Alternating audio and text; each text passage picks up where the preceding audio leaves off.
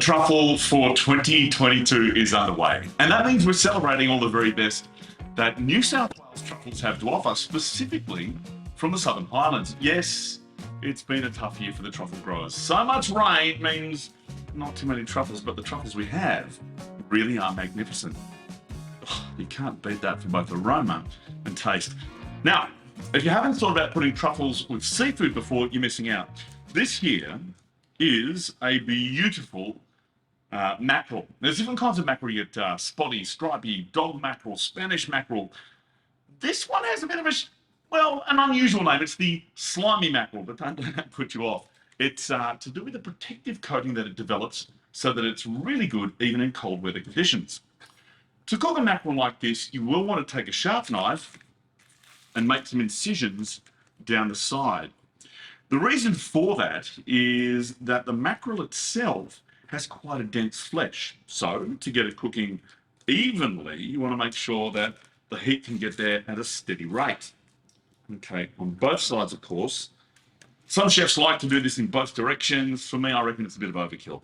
So in she goes, and our last fish too. Mackerel has something of a complicated reputation, doesn't it, when it comes to flavour? After all, mackerel can have a little bit of that fishy aroma. But seriously, why shouldn't it have a fishy aroma? After all, it is fish. What that means is, I guess, some people think it's got a bit of a snappy tom going on, but we can get around that. Remember snappy tom? We're going to use a beautiful combination of flavours. Yes, we'll get to truffle in a minute, but to start with, we're going to set out to golden roast these. It's a technique I first came across many, many years ago and adapted for myself. I'm a huge fan of turmeric. I use it actually for arthritis control, but it's also a brilliant ingredient to work with. Just don't get it on your clothes. In fact, there's a reason I'm wearing this shirt. I'm sure you can work it out. Okay, so here we have fresh turmeric. This comes from northern New South Wales, grows in the rainforests. I think we'd be struggling to get that to work down in the Southern Highlands. Maybe someone has. If you have, send me an email, let me know. But we want some really good quality, unsalted butter. And there's so many great dairies down in the Southern Highlands. I'm sure someone's making a little bit of local butter. Maybe track some of that down just to use. But into that, we're going to pop a little bit of minced garlic and a lot of finely grated turmeric. Now you see, it does brown off when it's been grated. It'll oxidize, but don't worry about that. The thing that makes it so yellow, which is an active ingredient called curcumin, that's still going really well underneath. A generous bit of salt. I know we've got unsalted butter, but it's just the way I've always done things. And there's just a matter of mashing this together. Some chefs like to put this in the food processor and it kind of whips it at the same time, and that is a great technique. But come on, if you're doing this at home, put on a plastic glove. Definitely the easiest way to approach it. Now, I talked about yellow colour. Look at that, eh? Isn't that beautiful? That is a whole lot of flavour and a whole lot of goodness. Now, this next stage is maybe a little bit more difficult because what we need to do is to get some of this butter into those slits we've made in the fish. So the easiest way to do that is to lift the fish and let it naturally bend. Then you can just force a little bit of the butter in there. Of course, oil and water don't mix. So if you find yourself coming back a few times, you're not alone, don't worry about it. What we'll actually be doing is baking these and rebasting as it goes. So don't lose any sleep over the fact that it's a bit difficult to start with. Okay.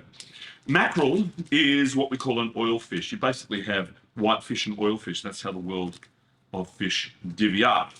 But as such, it does take on oil flavours really well, which means butter is a great choice. Could you use olive oil instead? Sure you could, but it's not going to be as tasty because as the butter cooks, it's going to naturally caramelise, and that means you're going to get an incredible flavour. All right, into a hot oven. So around the 200-degree mark.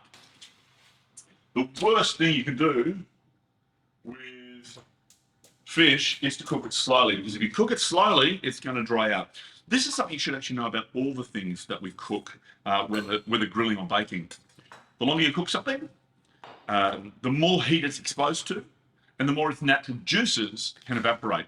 And that is why things end up drying out for the most part. Now, time to talk truffles. Australian black truffles, particularly from New South Wales, have a really incredible aroma. Yes, it's very rich on the whole garlic, earthy flavors, but when they're as firm and fresh as this, you really can't go wrong. So, how can we put it to use? Well, given that the fish is a little bit maybe pushing the boundaries of friendship for some folks, I thought maybe what we ought to do is something really approachable to go with it. And there's nothing more appropriate or approachable than something like potato gems, or what the French chefs call pommes dauphine. Some call them dauphinoise, but it's all the same thing.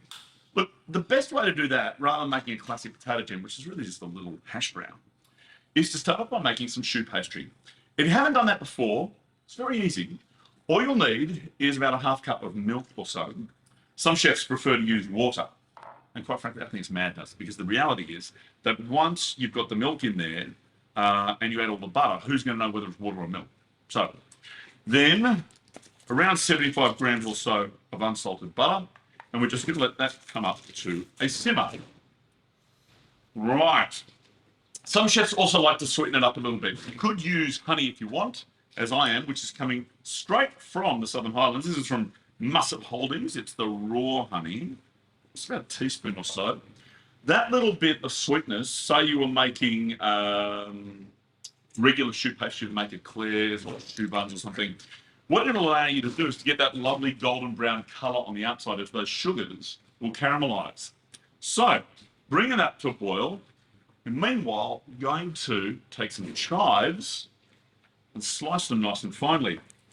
It is hard to work out which one of your herbs is best to use with truffles. Personally, I reckon, given that truffles have that onion, garlic aroma, both of which are members of the lily family, by the way, it's probably best to keep in that same sort of flavour space. So, chives, which are also a member of the onion family, are a really good choice. All right, now, little bit of simmer action, but we need to make sure it does come up to a proper boil. The next part of the process is pretty easy. We're just going to be adding some flour and cooking that out like you would a roux or panade, those of you who like your good French kitchen. And then we'll add some eggs. But before we do that, I've made sure that my stand mixer is good to go behind me. The most important thing to remember when you're making choux pastry is that before you add the eggs, the base itself has to get cool. Otherwise, those eggs, they're going to cook on contact. So, just about there. All right, so our fish is going. Probably ready for our very first basting, actually. Let's have a look. Oh, yeah. As you can see, first lot of butter has started to melt down, and the turmeric is starting to build up as a little coating. So we just start brushing some more on with the back of the spoon. Just need the melting. Maybe even put some into the cavity as well. That's probably a good idea. And we'll pop it back in the oven. It's the regularity of basting that's going to make this technique successful. Right, so a little bit more. A little bit more. Right. Put it in the oven. Now, I know what you're thinking.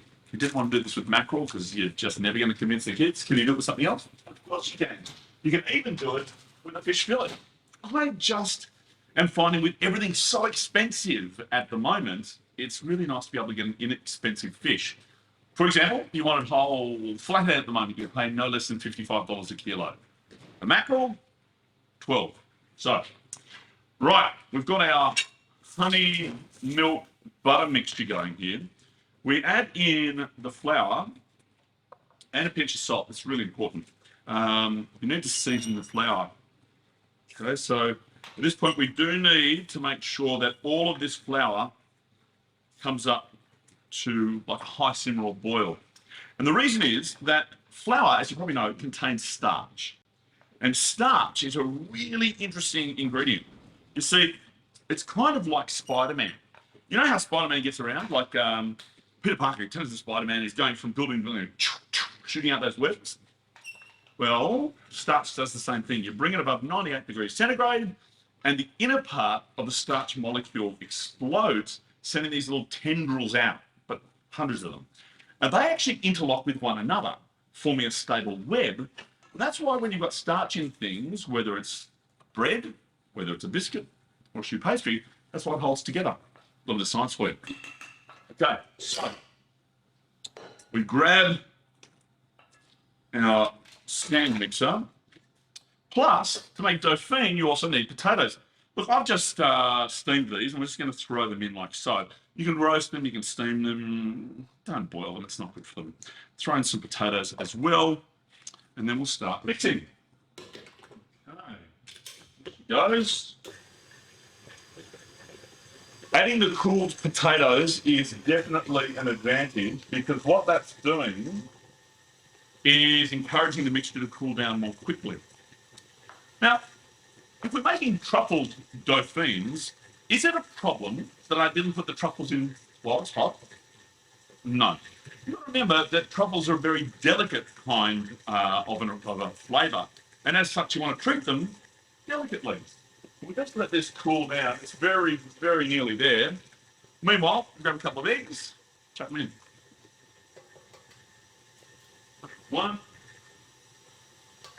and two. Beautiful. Now, as soon as that has beaten smooth, we're going to add in both our truffles and our chives. How much truffle? Well, it's kind of up to you. With the prices a little high this year, you maybe want to go just a little bit less generously and rely on people's enthusiasm a bit more. So I'm thinking somewhere around the 5 gram mark should be perfect for 4 people. Yes, definitely less than I would have used last year, but you know what? That's life, isn't it? I actually reckon that's one of the beautiful things about having natural ingredients on our tables. We treat them equally naturally. Okay. It looks generous. You see that? I'd be pretty happy. I am pretty happy. What are you talking about? Okay, so chives and truffles. Just throw them in and give it one more beat. And then we'll be just about good to cook these. Okay, excellent. Now, if you're following along at home, I want you to think about what's the only thing you needed to do before you got underway with this whole project? Steaming potatoes, that's it. Other than that, this whole thing is going to take no more than about, I don't know, maybe 20 minutes, top to bottom. Okay. There's our dauphine paste. Looking good. And at this stage, you do want to let it sit for just, didn't need that one. At this stage, you do want to let it sit for maybe 5 minutes or so. As it does, it relaxes, and you'll find that it actually gets a little bit crunchier when you fry them. And yes, deep fried. There's no other way. All right, beautiful. Now, I'll show you what that looks like. Oh yeah, it's so truffle. And like I said, the chives really help to accentuate that flavour. So, we've done a good thing. Meanwhile, we need to make a sauce to go with this, and a bit of a veg component. The sauce we're going to make is a thing called sauce vierge, which, for those of you who speak a little bit of French, means virgin sauce. Now, don't take your mind to places it doesn't need to go. Virgin sauce simply means that the ingredients themselves are left in their absolutely natural state. So, coriander and mint, and we just chop a little bit of these. Then we've got some tomatoes.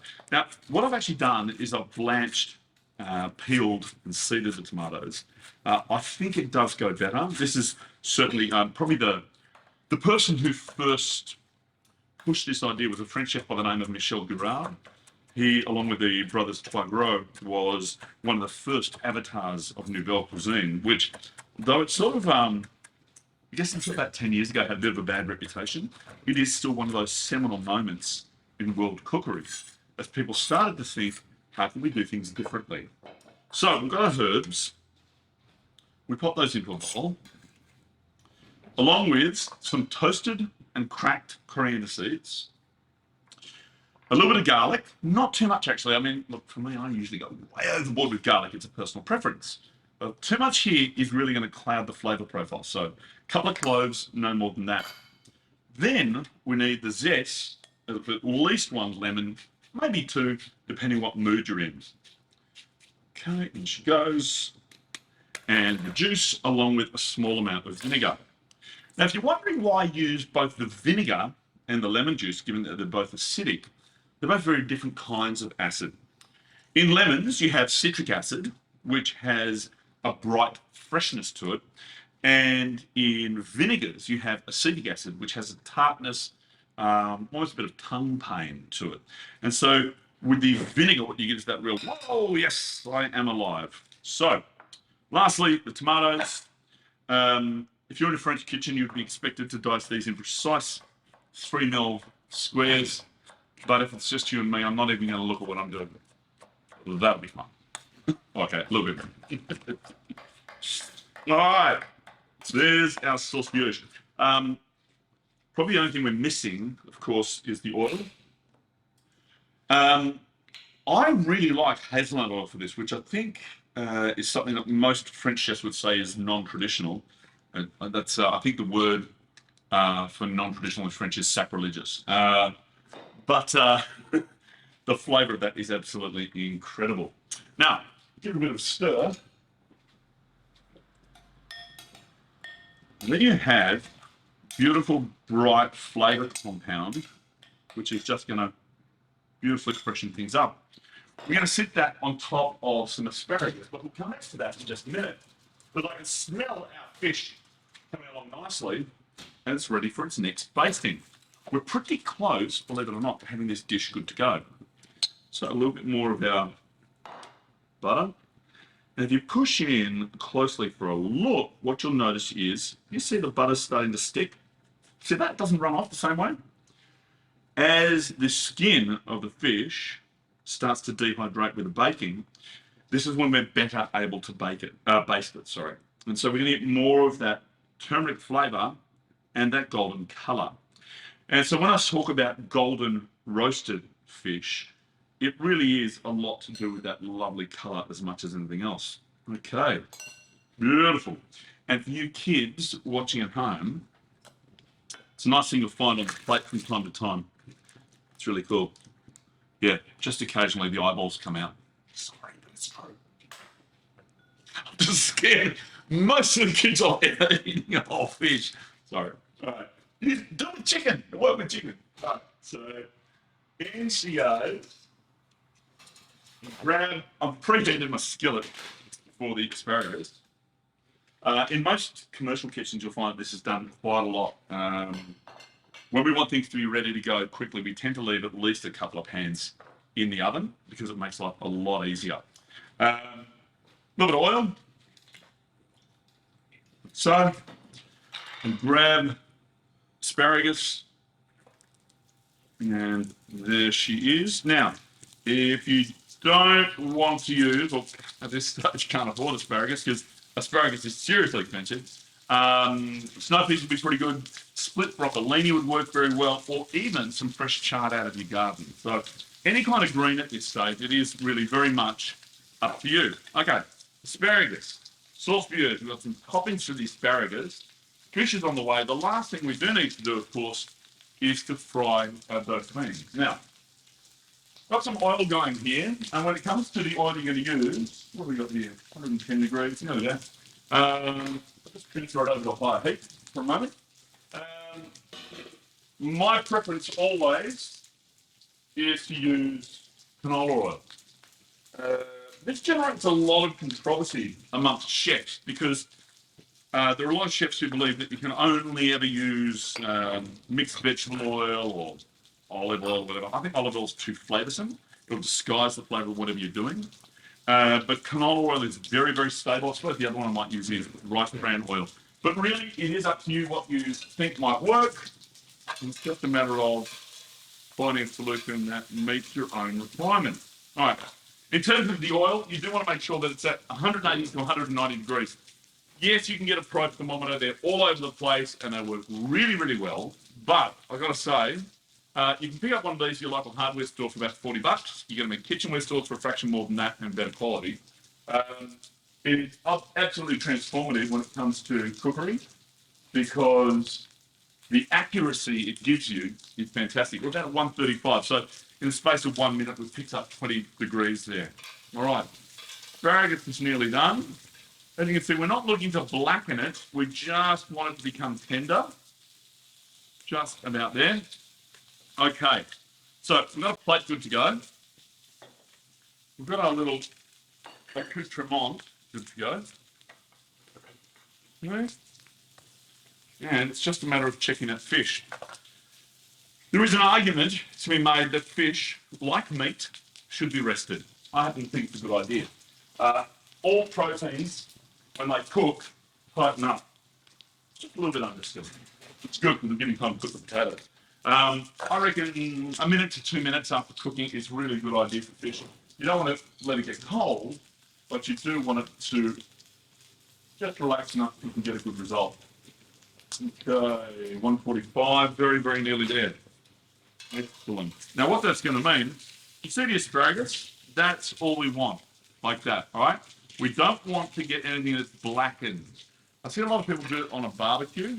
To me, it's a little bit of overkill. All right, I'm going to leave this aside for just a moment because I actually want to put the fish down first, just for plating purposes. So, we just swap over our pots. There we go. Beautiful. What are we up to? Not quite there. Still at 140. We still have a bit of a way to go. It's this whole thing, isn't it? Should I go to the stove? Should I do it on the portable one? I mean, it's very good. They're not as hot, so maybe we go back over to the main stove just for a minute. Which means I've probably got time just to baste the fish once more. After all, you hate to let that turmeric butter go to waste. What you're seeing here, if I bring it over so we can just get a lovely tight shot, look at this incredible colour that's there in the pan, okay? Just gets a bit more butter into the mixture. We're just going to baste that all the way over. This butter's just melting beautifully. It's carrying so much flavour. You really can smell the turmeric doing its thing. It's absolutely brilliant. Now, in terms of what you do with this oil once it's been used, well, if you put this through a fine sieve, and by that I mean a paper sieve, we've got ones that are designed for filtering fryer oil at work, but you can also get ones that are like for coffee at home, those little coffee papers. You can filter it, freeze it, and use it once more. If you don't freeze it, you have a problem. If you don't filter it, you'll definitely have a problem. But if you do both of those things, you get 2 uses out of 1 lot of butter, which is a great way to save some money. Okay. Oh, smell that. And after all, when you save a bit of money, that's when you can afford more truck. Where are we up to? 160, very, very nearly there. Okay, so to start with, what we'll do is we'll pop down our sauce vierge. You check the seasoning actually. A little more salt. I've actually got some smoked salt here as well, which you can use if you want to. I don't think it's necessary for this particular dish, but we just start by, get that out of the way so you can see what we're doing. Popping down some of our sauce vierge, a little bit of a platform. One of these fish, they might look big, but they're really only going to serve one person. Beautiful. Okay. Now, in terms of cooking this, pretty easy. You do not need to get super neat portions, although for a lot of chefs, that's exactly what they're looking for. I like rough ones because the more surface area, particularly the rough edges, the more crunch factor you can get. Now think about it.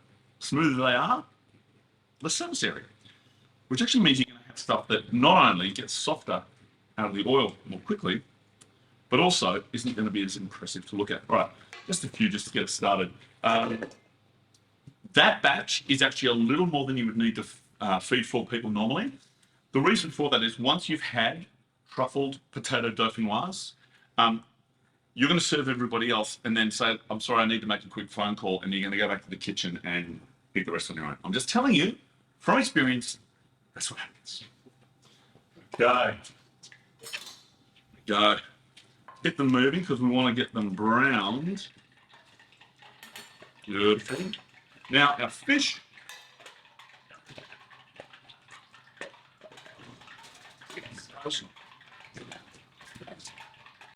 Look at that colour. Isn't that amazing? Absolutely incredible. Right, get a slice to lift it with. Which one looks the prettiest? This one. Okay, the thing about mackerel is it is a very delicate fish once it's cooked. It will even stick to baking paper. It'll be nice and gentle when you're lifting it. The reason it does it is the huge amount of oil content that it contains. Okay, look at that colour. Isn't it beautiful? Could even go for a little bit of the butter just over the top if you wanted. Just mix the colour. Beautiful. Oh yeah, golden roasted mackerel. We've got the sauce bierge. We have some asparagus. You don't want too many pieces, maybe 2 or 3, just that'll do, just over the middle like so. And then we've got our truffled potato dauphinoise. Now, if you're thinking to yourself, how good could they possibly be? I want you to imagine on a scale of 1 to 10 them being amazing, then add like 50. They are that good. Look at that. World's very tastiest potato gems. Now, ideally, you just want to have just a few randomly placed. Don't try and stack them all too neatly. That's, plating from the last millennium. So, just like so. And then a little bit of a garnish. We've got red onion, Korean chili flakes. And this here is just a little bit of candied orange. You'll find it wherever the nuts and stuff are at your local good delicatessen. It's just a little bit of sweetness that adds some extra character to it. So there you go, guys. Does that look amazing? Well, it kind of does, but it's one ingredient short, isn't it? After all, with the truffle in the dauphinoise, you just need a little bit more truffle over the top because, let's be honest, living over the top is the only way I know how to exist. But there's loads more great recipes that we're sharing with you and everybody as part of Viva La Truffle. It is, of course, the best celebration of Australian truffles and the prime part of the Australian New South Wales Southern Highlands, ratcheting it in there, truffle season. Yes, it's been a more difficult season for truffle growers, but there's still great truffles out there. And go out and experience everything that Southern Highlands has to offer, from wine to dairies to hotels to getaways. And if you're into golf, my condolences, but yes, you can even play golf down there. Listen, come and check us out. Plus, there's events galore. VivaLaTruffle.com.au.